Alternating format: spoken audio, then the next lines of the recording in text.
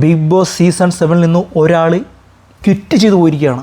നിങ്ങളെ ഏറ്റവും പ്രിയപ്പെട്ടതായിട്ട് കരുതിയ ഒരു കണ്ടസ്റ്റൻ്റ് ആയിരിക്കാം അവിടെ നിന്ന് ക്വിറ്റ് ചെയ്ത് പോയിരിക്കുന്നത്.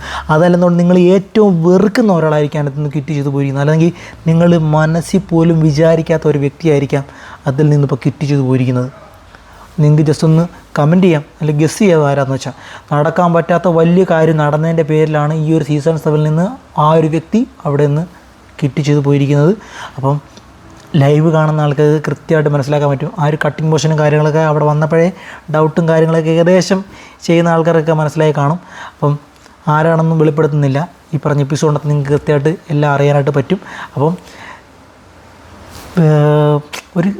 എന്താണ് സംഭവം? ഇപ്പം ഇത്രയും നാൾ ഒരു ഗെയിമായിട്ട് പോകുമ്പോഴത്തേക്ക് അതിന് ആ ഒരു സ്പിരിറ്റില്ലെങ്കിൽ ആ ഒരു രീതി കൊണ്ടുപോകുമ്പോഴത്തേക്ക് ഇങ്ങനെയുള്ള കാര്യങ്ങളൊക്കെ നടക്കുമ്പോഴത്തേക്ക് അതൊരു ഇതായിട്ട് തോന്നും. കാര്യം ആ ഒരു വ്യക്തിയെ സ്നേഹിച്ചിരുന്ന കുറേ ആൾക്കാർ കാണും. അപ്പം അവരെയൊക്കെ ഈ ഒരു ബിഗ് ബോസിനെ അങ്ങനെ കാണുന്ന ആൾക്കാരെ പറ്റിയാണ് ഞാൻ പറഞ്ഞത്. ചില ആൾക്കാർ ഇതെന്തെന്ന് വിചാരിക്കും, പക്ഷേ അങ്ങനെ ആ ഒരു ട്രെൻഡ് കണ്ട് അതിനെ ഒരു ഉൾക്കൊള്ളുമ്പോഴത്തേക്ക് അവർക്കൊരു ചെറിയ വിഷമങ്ങളും കാര്യങ്ങളൊക്കെ അതിനകത്ത് വരാനുള്ള ചാൻസ് കൂടുതലാണ്. അപ്പം അവരെ പ്രിയപ്പെട്ട ഒരാൾ, അവർ എത്ര നാൾ ഫാനായിട്ട് കണ്ടിരുന്ന ആ ഒരു വ്യക്തി പോകുമ്പോഴത്തേക്കൊരു ചെറിയൊരു ഇത് അവർക്ക് കാണാം അല്ലേ.